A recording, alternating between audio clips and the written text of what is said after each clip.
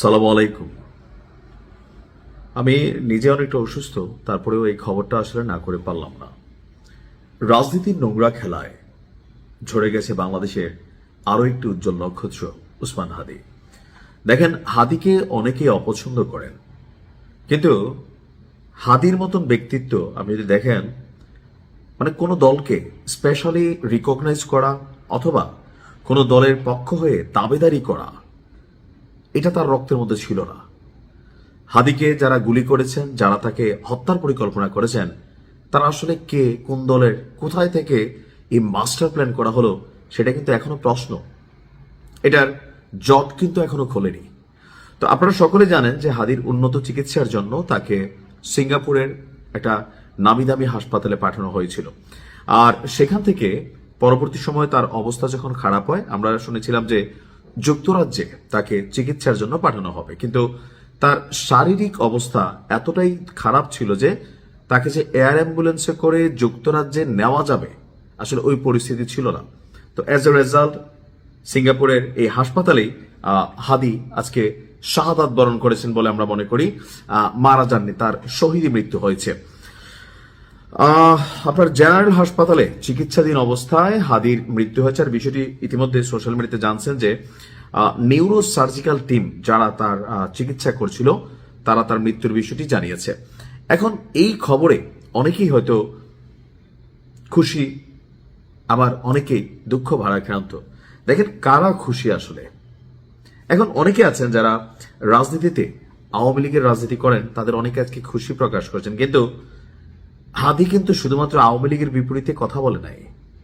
আপনি দেখেন, হাদির বক্তব্য প্রত্যেকটা রাজনৈতিক দলের যারা করাপ্টেড অথবা দুর্নীতিবাজ অথবা রাজনীতিকে ফ্যাসিজমের একটা রূপ দেওয়ার পরিকল্পনা করে বা যাদের মধ্যে এই বিষয়গুলো আছে, তাদের প্রত্যেককে নিয়ে উসমান হাদি কথা বলেছেন। ক্ষণজন্মা এই ছেলেটাকে আমি জানি না বাংলাদেশ কতদিন মনে রাখবে। ইতিহাসের গহ্বরে হাদিরা হারিয়ে যাবে, নোংরা রাজনীতির জয় হবে। ক্ষমতায় যাওয়ার পর প্রত্যেকেই ভুলে যাবে। এনসিপি বলেন আর অন্যান্য দলগুলা বলেন, হয়তোবা একই অবস্থা। যাদের রক্তের উপরে একটা বিজয় অর্জিত হয়, তাদের বিরুদ্ধে একটা সময় মানুষের অবস্থান তৈরি হয়। আজকের দিনে আপনি দেখেন 1971 নিয়ে কি পরিমাণ নোংরা খেলা হচ্ছে।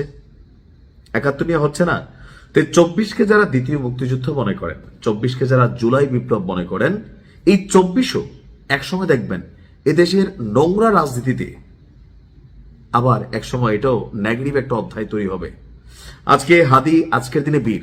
1971 সালে মুক্তিযোদ্ধারা বীর ছিল, কিন্তু আজকে অনেক রাজনৈতিক দল, অনেক সোশ্যাল মিডিয়া ক্যারেক্টার সেই মুক্তিযোদ্ধাদের নিয়ে স্বাধীন বাংলাদেশে অশ্লীল কটূক্তি বাক্য ব্যবহার করছেন, দেশের স্বাধীনতার বিপরীতে কথা বলছেন, কিন্তু সরকার নীরব এক অদৃশ্য কারণে। তো আজকে যে 24 ভাই হাদিরা যারা আজকে মারা গেছে, সময়ের বিবর্তনে, সময়ের ব্যবধানে তাদেরকেও ইতিহাস ভিলেন বানিয়ে দিবে। এদের বিরুদ্ধেও কথা বলা হবে, আর সেই দিনও কোন একটি গ্রুপ হাততালি দিবে। বাংলাদেশে একটা কথা আছে, ডিম পারে হাসে, খায় বাগদাসে।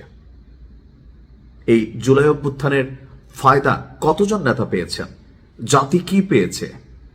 শেখ হাসিনার বিদায়ের পর যারা এই এনসিপির আমাদের যারা নেতারা ছিলেন, হাদিদের মূল্যায়ন কেন হলো না? আমি অনেক প্রশ্নের উত্তর খুঁজি। আমরা চাই বাংলাদেশ পরিবর্তিত হোক, কিন্তু আপনি আজকের দিনে দাঁড়িয়ে পরিবর্তনের কোনো আশা কি দেখেন? কথা বলতে ভয় হয়, কখন যেন আত্মায়ের বুলেট হয়তো আমার এই মস্তিষ্ক ভেদ করেও চলে যেতে পারে।